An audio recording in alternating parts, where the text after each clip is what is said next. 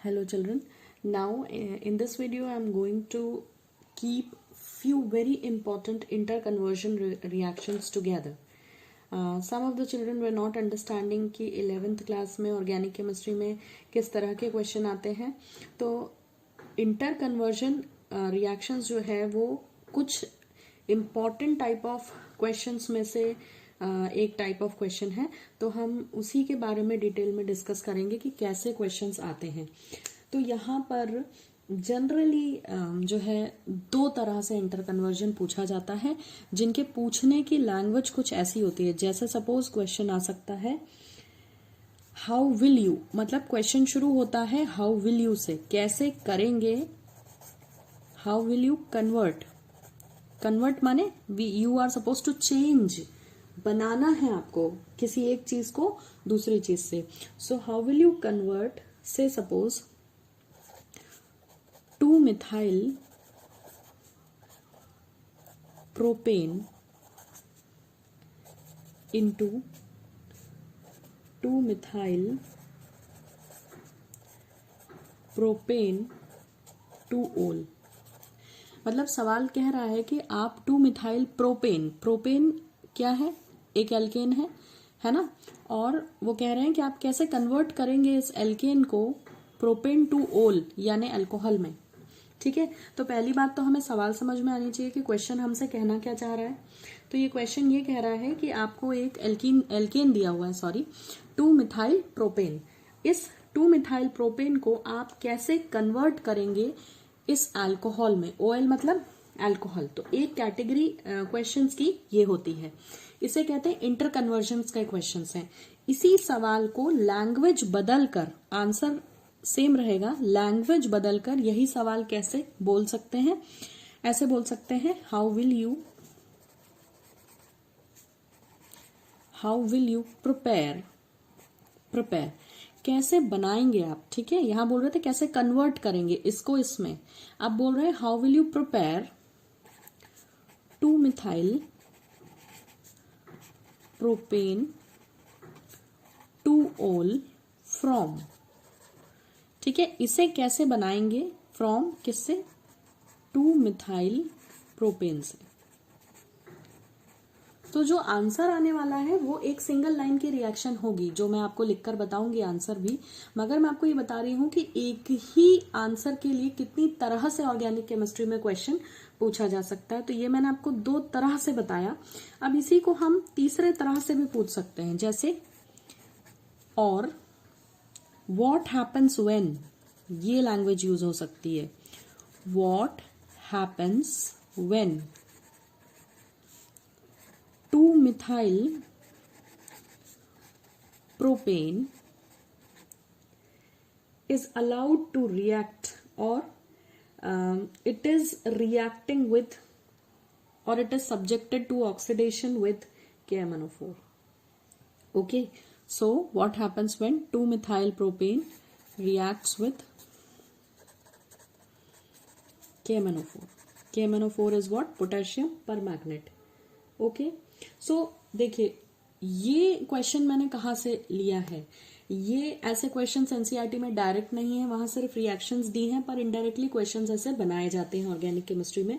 So to make you understand कि सवाल कैसा बन सकता है सिंपल सी रिएक्शन पे, मैंने आपको ये एक आइडिया दिया है कैसे बन सकता है.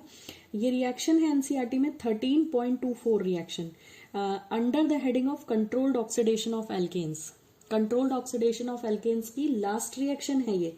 वैसे तो हमने पढ़ा है कि एल्केन्स ऑक्सीडेशन नहीं करना चाहते, लेकिन वो एल्केन्स जिन पर टर्शरी हाइड्रोजन होता है उनको आप ऑक्सीडाइज करके अल्कोहल बना सकते हैं by the use of KMnO4. तो KMnO4 एक ऐसा रिएजेंट है जिसकी मदद से ये इसमें कन्वर्ट हो सकता है. ठीक है, या KMnO4 एक ऐसा रिएजेंट है जिसकी मदद से आप इसको प्रोपेन से बना सकते हैं, 2-methyl प्रोपेन से आप ये वाला अल्कोहल बना सकते हैं. और इस सवाल का जवाब भी यही है कि जब हम 2-methyl प्रोपेन को KMnO4 से रिएक्ट करेंगे तो वो ऑक्सीडाइज हो जाएगा और अल्कोहल बना देगा. तो मैंने आपके सामने 3 सवाल लिखे हैं जिनका सबका जवाब एक है, और वो जवाब है ये रिएक्शन जो मैं अभी लिखने जा रही हूँ. ये देखिए, सबसे पहले हम 2-methyl प्रोपेन का स्ट्रक्चर बना लेते हैं। ठीक है, तो यानी कि टर्शरी कंडीशन है यहां पर CH3 CH3 CH3। ठीक है, ये हुआ 2-मिथाइल प्रोपेन। क्लियर, एक स्ट्रेट चेन में 3 कार्बन है और सेकंड कार्बन पे मिथाइल ग्रुप जुड़ा है, तो हो गया ये 2-मिथाइल प्रोपेन। आप इसका कंडेंस फॉर्म लिखकर भी रिएक्शन लिख सकते हैं। इसकी रिएक्शन कराना है KMnO4 से। ठीक है, जब ये KMnO4 से रिएक्ट करेगा तो रिएक्शन का टाइप क्या है, ऑक्सीडेशन हो जाएगा इसका 2-मिथाइल प्रोपेन। 2-मिथाइल प्रोपेन का क्या हो जाएगा, ऑक्सीडेशन। तो how will you convert this two methyl propane को आप 2-मिथाइल प्रोपेन टू ऑल में कैसे कन्वर्ट करेंगे, ये पूछ रहा है।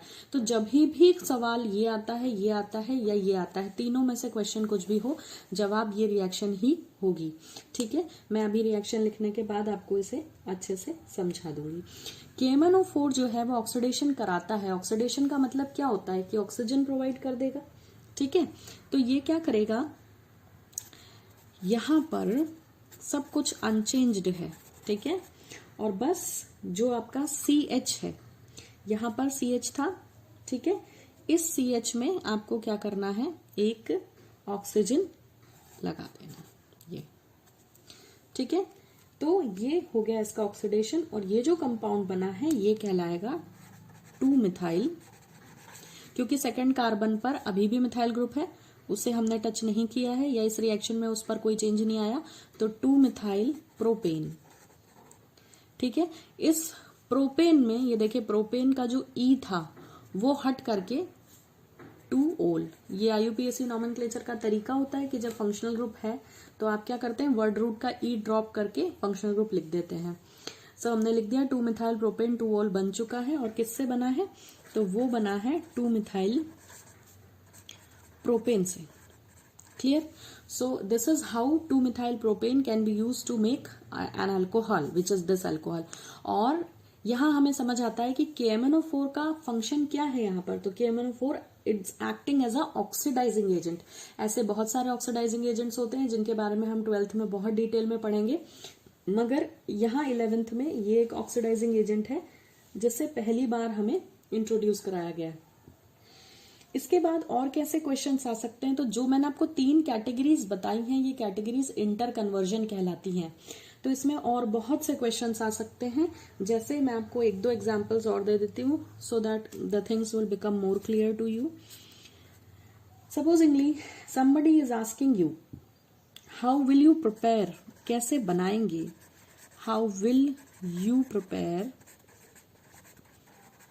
बेंजीन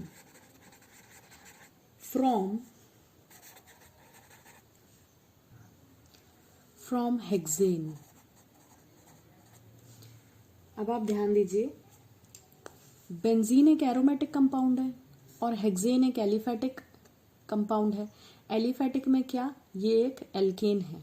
ठीक है, नाउ यू सी, जब वो ऐसा क्वेश्चन प्रेजेंट करते हैं कि हाउ विल यू प्रिपेयर, कैसे बनाएंगे बेंजीन हेक्सेन से, तो इसका मतलब है कि हेक्सेन आपका रिएक्टेंट हुआ और बेंजीन प्रोडक्ट बनेगा।